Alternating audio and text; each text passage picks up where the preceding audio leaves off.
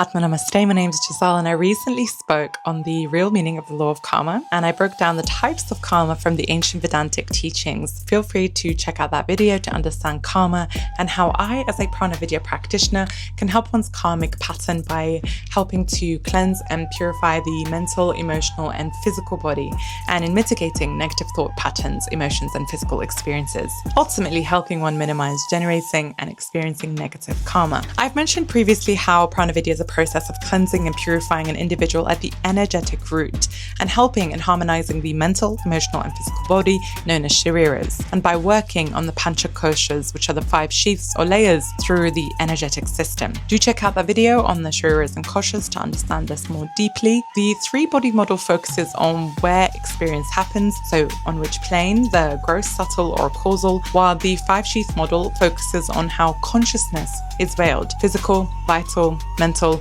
intellectual or blissful. By working with prana on these levels, one can help mitigate the effects of maya that cause a being to experience negative karma, which ultimately stems from avidya, spiritual ignorance. So feel free to check out the video that I made on avidya to understand this more deeply. To add, it is not only the practitioner that aids in this process, but also the practices that are prescribed to the person, including the meditation on metta, which is designed by a teacher to develop the heart and the love in an individual and strengthen their energetic system, and to increase their karmic entitlement, meaning to generate more pleasant karma. I really personally appreciated understanding this karmic entitlement, as it helps one understand karma as a currency based on your own doing. What one must understand is that we are all experiencing our own karma. However, for those on the path of yoga who practice their sadhana, their karma is processed at a faster speed. Being on the spiritual path, meaning you're an individual seeking to expand through the embodiment of truth and using the ancient systems of yoga, which is an ancient technology. Ultimately, you process your karma more quickly as you reach the goal of mukti at a faster rate. Mukti is reached when all karma, and I mean all karma, not just prarabdha karma,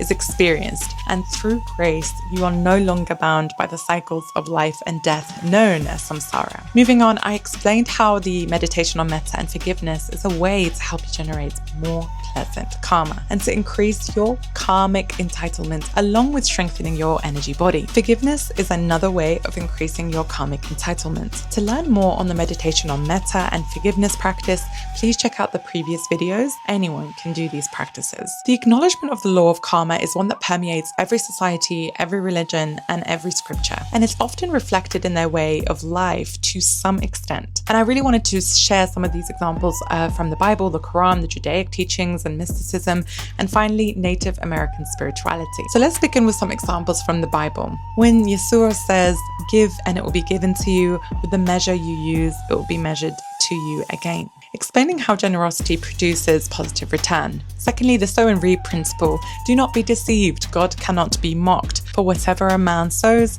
that he will also reap. Thirdly, justice by deeds. God will repay each person according to what they have done. Fourthly, the golden rule is cited in Matthew. So in everything, do to others what you would have them do to you. In Job, the sow and reap analogy is expressed again. As I have observed, those who plow evil and those who sow trouble reap it. And finally, in Matthew, blessed are the merciful, for they shall obtain mercy. Mercy begets mercy, clearly showing ethical reciprocity. Examples from the Quran include an illustration of reward and punishment proportionate to deed. Whoever comes with a good deed will have 10 times the like thereof, and whoever comes with an evil deed will be recompensed only the like thereof. In my previous video on the law of karma, I explained how one of the 2 inherent principles is that nature multiplies everything. So from a seed, a tree can grow.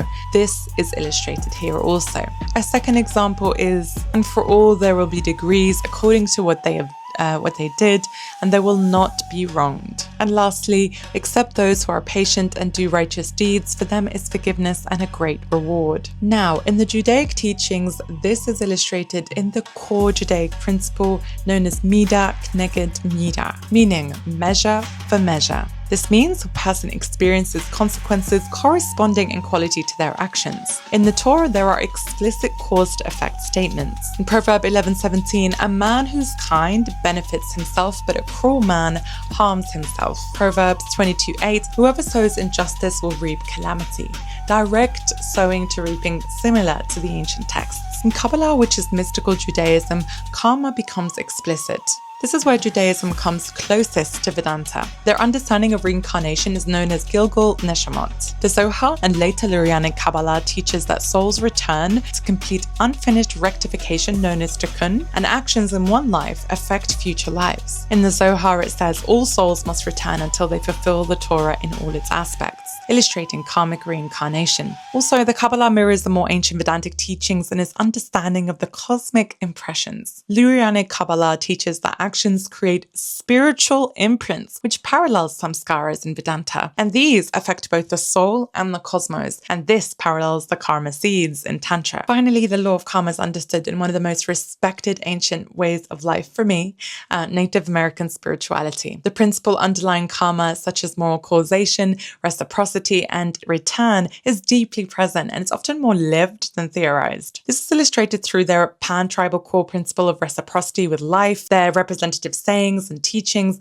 and their cosmology and ethics. For example, the core native principle, which is reciprocity with life, is illustrated across all native nations. Their foundational law is what you do to life, life does back to you. This is not abstract morality, it's ecological, communal, and spiritual. This principle is often expressed as balance, harmony, right relationship, and sacred reciprocity. Secondly, the law of return is a pan-tribal teaching. So a widely shared idea expressed differently by different nations is that energy sent out returns to the person, the family, or the tribe. But crucially, not always immediately and not always personally, sometimes through descendants, sometimes through the land itself. Notice the point of not always immediately, which parallels what I spoke about in the previous video on the law of karma, of the two inherent principles within the law of karma. The second principle that I mentioned is that reaping what you sow takes time. Thirdly, it's their representative teachings and sayings. So in the Lakota tribe, there's a saying known as